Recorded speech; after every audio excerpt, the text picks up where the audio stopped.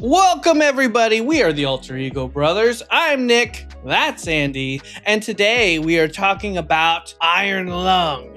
Real quick, before we get into that, we wanted to get into something a little bit more serious, and we wanted to recognize how it's very strange to be talking about movies and entertainment at a time like this in America where people are being kidnapped and killed by people in ICE, and we wanted to just take a moment to acknowledge that and hope that, if anything, we could give our viewers a little bit of an escape from that, no matter how small. Fuck ICE. But anyway, back to the topic at hand. Markiplier, Iron Lung. We have a lot to say about this, so please stay tuned. First of all, we want to let you know that we're going to give our honest opinions because that's what Mark would want. We have been longtime fans of Markiplier, and we know that in order to grow as a filmmaker, he needs that constructive criticism. With that, I do have to say that if you are a fan of negative pressure ventilators from 1928 and thought that they were finally getting their big break,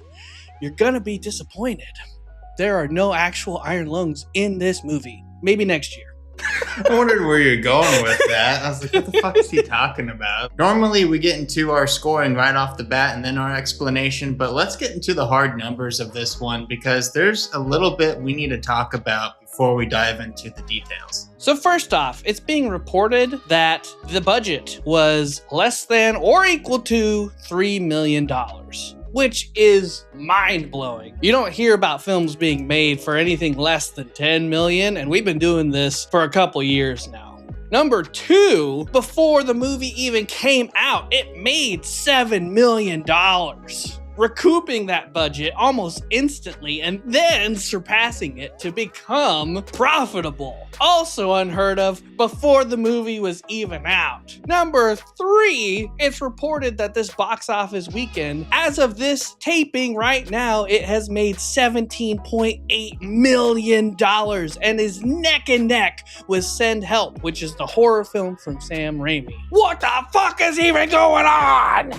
It's Sunday night, by the way. So one thing I wanted to ask you real quick, Andy, is what do you think studios are going to learn from this? Dude, this was one of the biggest questions I had going into this because I was really curious, since Markiplier is really creative, that how are you going to have this confined space and these limited mechanics, and how are you going to make a full-on movie? And I was shocked to see it was over 2 hours. So I figured, if anything they're going to learn from this is possibly how to be really fucking efficient with your money. I'm actually going to be more of a pessimist, and I'm going to say that studios are going to learn the exact wrong lesson from this, and they're going to assume that low-budget isolation films are the key to quadrupling your money. And they're gonna throw just shit at the wall, not understanding that it was the way in which Mark approached making this film that made it successful, and not just because it was a low-budget isolation film.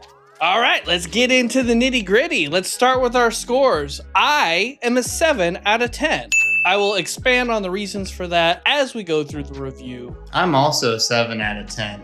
I'll let you know, guys. I went into this thinking like, man, I think in a perfect world it's gonna be a 4 out of 10, but I would not be surprised if I scored it a 2 or 3. And I think that's just because I've seen so many YouTubers try this whole, like, let's get into the movie production world, and they just absolutely don't know how to make movies. It's a totally different skill. And Markiplier has definitely shown that he has this rare skill that most people don't have. That makes the tier list super easy this week and puts us at a channel score of 7 out of 10. Fantastic, you love to see it. There is definitely a lot of heart and soul that went into this movie, and it's plain to see that everybody who was a part of that production had a great time. We are not taking away from any of that by giving this feedback, nor does that take away any of the success that it will, can, and has achieved already. We're being objective here, so we're being fair. It's fair. I will say I had two main issues with this movie, and I want to start off with that just so we can be more positive on the back end of things, all right? Number one, I thought the story and the writing was a little weak. I thought that it was, especially for somebody who was completely new to not only Iron Lung, but to the game and to Markiplier, that it would be wildly confusing to follow this movie from beginning to end. I also think that on top of that, there was a lot of strange audio mixing where people were talking over each other, and it was really hard to discern what you were trying to take from that. I get that in games, that's fine, because you can focus on that. You can go to a VOD and rewatch something to get the rest of the dialogue. You can't really do that with this film, and I think they should have had that distinction there. That may be a personal preference thing. I don't know.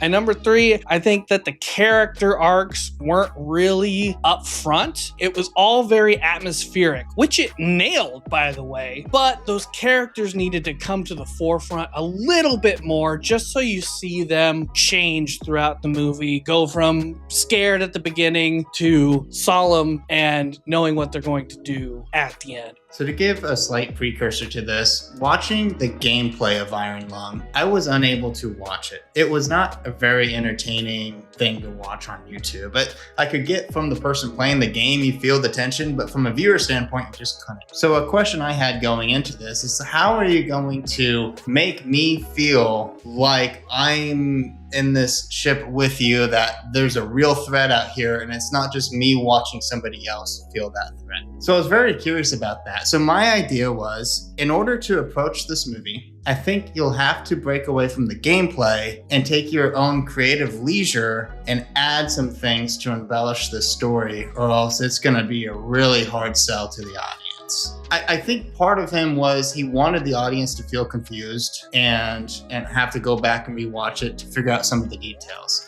But I shouldn't be this confused. And so I had a lot of the issues there. I do think this is my own personal suggestion for Markiplier. You're fucking creative, and I love your goddamn common sense that you have approaching some of this stuff, like slapping the button to use it as a light source, but then getting annoyed having to do that over and over again. Fucking love it. My only suggestion is to have an assistant there with you to break away from some of your mannerisms. You have repetitive words that you tend to use quite often. Like, that's fair. You say that in Distractable like every other episode too. and to me, you can easily go down a path of being a one-dimensional actor, and that is a very short career. So I would suggest having somebody there to catch those moments and catch those mannerisms and help embellish the writing a bit more, to keep it a bit more interesting than saying, oh, fuck this 5 times in a row to the same thing. It's like, I get it. I heard you say this already. Can we say something more appealing? But the positive thing is, I felt immersed in this fucking shit, dude. I was shocked by how immersed I felt, man. A lot of that was the audio design, which I think maybe we'll get into later. I don't know. Nick is the host today. And he's nodding yes. So I'll talk about it a bit later. But it felt like I was in the ship, and I went to a digital screening. There were better options, but I went to a digital one. I have never been to a digital screening where I fucking heard the audio in different points and a distance in that theater too. Normally I have to go to Adobe to experience something like that. Fucking kudos to that shit, dude. So I don't know. You really nailed a lot of the things that I had concerns about, but you really missed on the stuff that I thought was easily avoidable. I do think the overall movie could benefit from about 20 to 25 minutes cut off of it. I think it would be a more succinct story, and you'd still keep the slow burn to it. It's not that it didn't hold my attention, just being like, okay, I am noticing that I am waiting a little long in between story beats right here, and I am noticing the passage of time outside of this movie. But then to go back to your point about Mark's acting, I was blown away. I was not expecting this level of acting. I was expecting something more along the lines of Heist or In Space, but totally. He came out swinging. The overall quality of everything surprised me. The vessel, as the movie goes on, making it feel like it really encloses on the viewer as well as Simon in this movie. I was really feeling it. Everybody around me was feeling it. You could hear people like holding their breaths or like letting out that, as it was going on. And really great job in capturing the atmosphere there. I do think the cinematography blew me away as well. I actually noticed it, Andy. Like, I was like, holy shit. These camera angles are legit. Dude, the cinematography was so fucking good. Like, if I could fuck the cinematography, I would fuck that cinematography. My favorite shot, I think, too, was when they had the pointer needle and they did like kind of this upside down flip with the camera to get a reflection of Mark, so he looked like he's right side up. Dude, they clearly went around this whole submarine thing and just tried to figure out every possible angle that they could. They made this like 5x10 space feel like it's a 3,000 square foot home with a 3-car garage. Like, I don't know how we were still experiencing new areas of this submarine and making it feel bigger than what it was. But that cinematography team and their ideas and thinking that through, fucking genius. I think the genius of having to be able to tell this story within such a confined space, so you don't have to waste money in all these other areas, and you can focus a little bit more of those funds on special effects, really paid off here. I was actually surprised by how little blood there was until like the last like 10 minutes of it. So I wish there kind of was more, and like maybe more like tension just building up as it was pulling into the ship. Like, they had the broken glass at one point where it was leaking through and then just stopped leaking through for a while. I'm like, okay. I'm sure Mark looks back at some of this stuff, especially since he edited all of it, I believe, and probably even said to himself, that's that little detail that I'm sure he's kicking himself with. And then last but not least, I want to talk about the sound design. Fantastic job. I have nothing to say that isn't just complete praise. I'm stunned.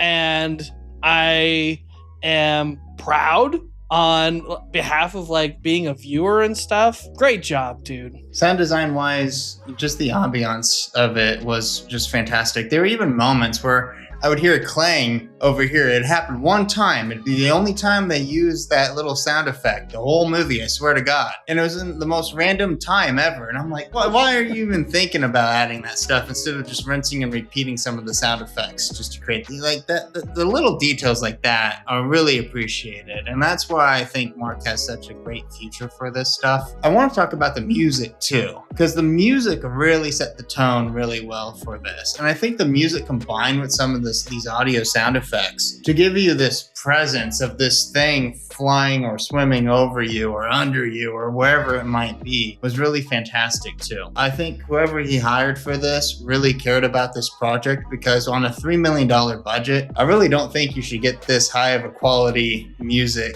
or soundtrack for your movie, but you did. Mark also said in a recent live stream that the crew was going to get one hell of a bonus. So, like, good on him for doing that and for spreading out that profit for all the people that put their heart and soul into this production. Well deserved, all of you, and I wish nothing but the best for every single one of you. But as always, don't take our word for it. Let's see what the internet has to say.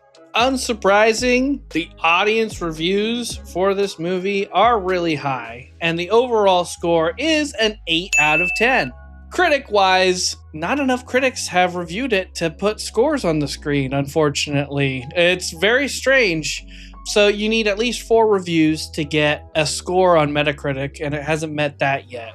And then on Rotten Tomatoes, they have 12 critic reviews. And just to put that into perspective, Send Help has over 180. They put it at a 5 out of 10, but it's just kind of up in the air. Yeah, even though it's not real, that's actually way higher than what I would expect. Usually critics hate this shit, and that's usually a 2 out of 10. I would take that. That's pretty good. So with that, I thought maybe we would take a look at a more negative review just to buff out what our review is clearly with the audience on this one. Just to put it into perspective, 193 people found this review unhelpful, while only 39 people found it helpful. This is a 1-star review, and it says, one of the worst movies ever. This movie was truly terrible on every single aspect imaginable. Apparently, a YouTuber thought he could make a movie and must have never seen a movie in his life because their pacing was agonizing. The writing was so bad that it was likely AI. It definitely wasn't.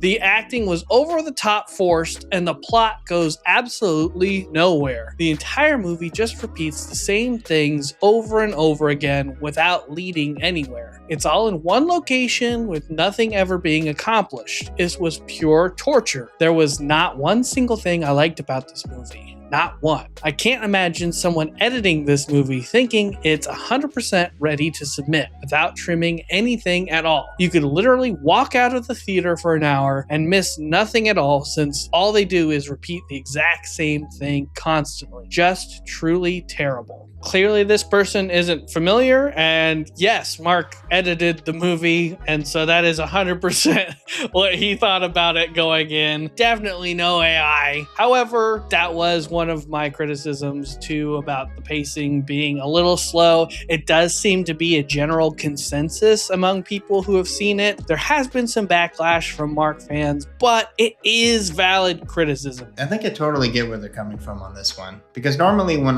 we have such a low review that we read relative to ours, it's like pretty egregious. But they make a lot of fair points that I think that I also agree with. I just wasn't so harsh on it. And I think too, if you weren't familiar with Markiplier, if you weren't familiar with this project, if you're not familiar with the Iron Lung and everything about what this movie is, and you just go into it blind, I totally get why you'd be a 1 out of 10. And I think comments like that and criticism from those people are pretty valid in this case. I would just make sure you go in with the expectation of it being more of an artsy film. And maybe the trailers didn't really allude to that for those people. And maybe the trailers need a little bit more adjusting so that audience who don't know who Markiplier is can understand what's going to be going on, what they're getting themselves into. And that's it from us. Thank you for liking, commenting, and subscribing. Really appreciate those comments, likes, and subscribes, because that's the only way that YouTube really gives a shit about us. So please leave something down below if you can. And just remember, fuck. And remember, we're just two regular dudes doing regular reviews. Bye-bye! I almost did that too, actually.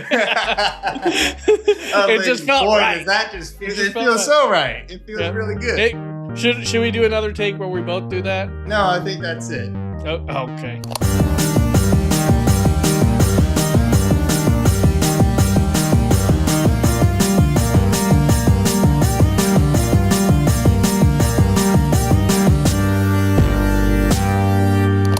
Can you stop licking your dick? This guy's being a nuisance this whole review.